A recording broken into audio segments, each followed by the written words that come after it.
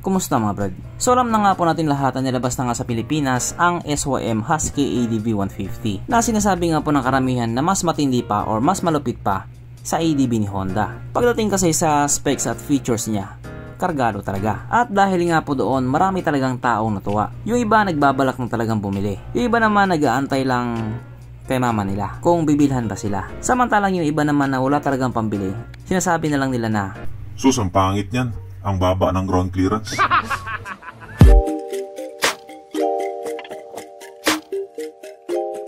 Pero syempre bago tayo magpatuloy, kung bago ka pa lamang napadpad dito sa aking walang kwentang channel, huwag ka nang subscribe.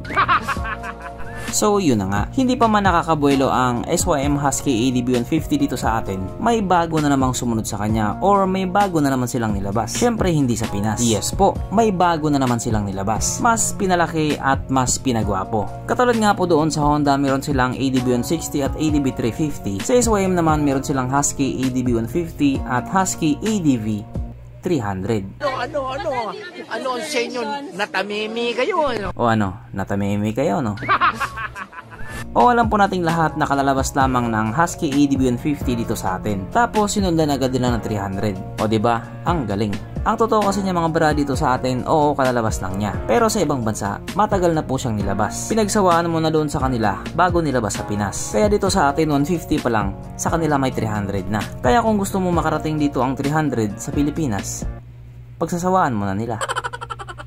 At kung mapapansin nga po natin yung datingan niya, ibang-iba na rin talaga. Unlike nga po doon sa Husky ADV 150 na sobrang aggressive yung pagmumuka, itong Husky ADV 300 medyo chillax lang yung pormahan niya. Pero napakagwapo pa rin niya. Kaya sinasabi nga po ng karamihan na ito daw yung pantapat ni SYM doon sa Honda ADV 350 na mapahanggang ngayon nga po wala pa rin sa Pinas.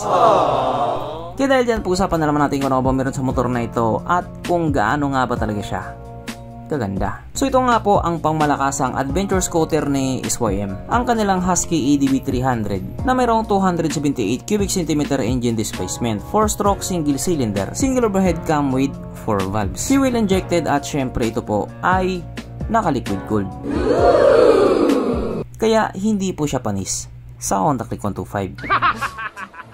Pagdating naman po sa kanyang power, ito po ay mayroong 25.4 horsepower at 8,000 RPM, 26 Nm of torque at 6,000 RPM. Kaso lang sa ngayon nga po, wala pa tayong idea pagdating sa kanyang top speed. At oo nga pala, ang makina na ito ay kaparehas po na makina doon sa Cruisim 300. Pero hindi po ibig sabihin na parehas lang ng makina, parehas din po sila kabilis. Itong Husky ADV kasi, adventure scooter siya. Yung isa naman more on pang city driving or pwede din pang long ride. Depende sa trip mo. Ang kanyang tangke ay kaya magkarga ng 16 liters fuel tank capacity at wala din po tayong idea pagdating sa kanyang fuel consumption. Ang sukat ng kanyang gulong 120/70/15 sa harap at 140/70/40 naman sa likuran. Syempre parehas po itong naka-tubeless. So hindi po pantay yung gulong niya. Mas malaki po yung sa may harapan kaysa doon sa likuran. Parang yung yagbulos mo, mas malaki yung kanan kaysa sa kaliwa. Pagdating naman po sa kanyang braking system, ito po ay naka-disc brake sa harap at disc brake din po sa likuran. As expected, parehas po itong may ABS. Naka-dual channel ABS po siya. At ang motor nga po na ito ay may kabuuang bigat na 200 kilograms. So ikukumpara nga po natin doon sa Honda ADV 350 na tumitimbang ng 186 kilograms. Mas mabigat po ang isang to. At hindi na rin naman nakapagtataka yon. Karamihan talaga sa mga motor na SYM, mabibigat. Makakapal kasi yung mga frame na ginagamit nila. Kaya matibay.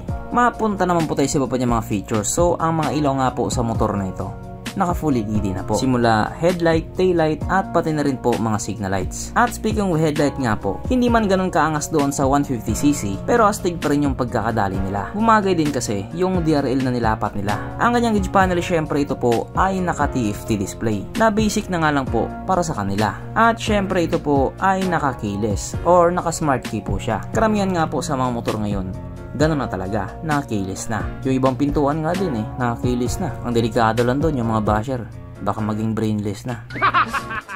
Syempre present nga din po sa motor na ito ang kanyang USB charging port.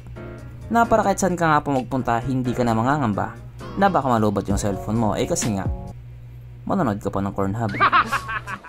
At syempre hindi rin mawawala sa kanya ang kanyang TCS or Traction Control System. Na halos nga po karamihan sa mga bagong motor ngayon meron ng ganun. Na just in case nga po dumaan ka sa isang kurbada at madulas na kalsada, kusa nga po mag-adjust yung gulong mo sa likuran para hindi ka sumemplang.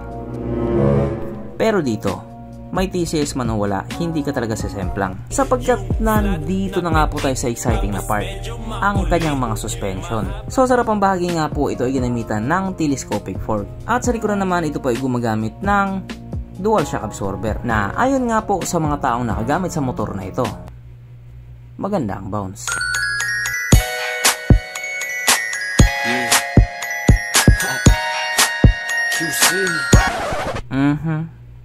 Panigurado, wala na namang nalungkot. At dahil wala nga po nalungkot, alamin na po natin kung present nga ba sa motor na ito yung tatlong pinaka-importanting features. So una na nga po dito ang kanyang lagayan ng istalyon. At good news mga brad, meron siyang ganon, meron siyang lagayan ng istalyon. Kaso lang, wala po siyang sabitan ng pulutan. At oras na nga po para sa ating Red Horse check, ang pinaka-importanting feature sa isang motor. At ayon nga po sa aking masusing pag-aanalisa, ang motor na ito ay kayang magkarga ng isang kahong Red Horse, pero kasya pa isang kahon sa kanyang underseat compartment.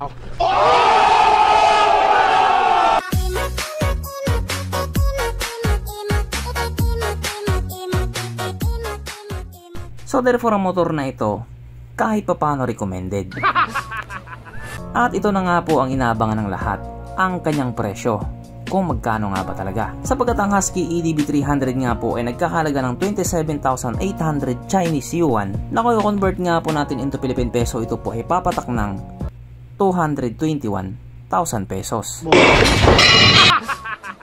Yung iba sasabihin mahal, yung iba naman sasabihin mura. Pero syempre yan naman po ay presyo sa ibang bansa. Pag dinala yan dito sa atin, mag-iiba din ang presyo niyan. Depende rin kung kaninong kamuting ahente ka matapat. Tapat-tapat lang din naman yan. At syempre yung katanungan na kung ilalabas nga ba dito sa Pilipinas. Well, katulad nga po ng sinabi ko kanina, kapag nagsawa na sila or kapag pinagsawaan na nila, baka may chance na. Kasi ang motor nga po na ito ay available pa lamang sa China. Yes po, available po sa China. Wala po sa Taiwan. Pero nag-unveil na rin po siya doon sa ginanap na motorcycle show doon sa Milan, Italy. Siguro soon magiging available na rin sa kanila. At isa nga rin po sa mga nabasa kong dahilan kung bakit nilabas siya sa may China, hindi sa Taiwan. Sapagkat mas prefer daw po ng mga Taiwanese yung motor na may floorboard or yung may kargahan ng Red Horse. Ayaw daw po nila yung may maumbok.